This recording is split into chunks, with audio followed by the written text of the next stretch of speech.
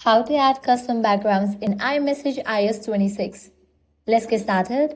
Let's upgrade to iOS 26. Now you can set custom backgrounds in iMessage. So launch your iMessage, navigate to the conversation where you want to add custom background.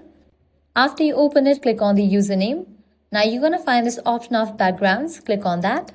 Now here you're going to find different option. Select the option photo. With that, your gallery will open up. Now select the picture that you want to use for the background. Click on it. Now you can zoom in or zoom out the picture. Once you do that, now you can select filter for the background as well. Just swipe to the right and select the preferred effect. And once you do that, click on this option given at the top right, tick mark. With that, the background will be set. You can head back and check. So this is how you can add custom backgrounds in iMessage. If this guide helped you out, do not forget to like, share and subscribe.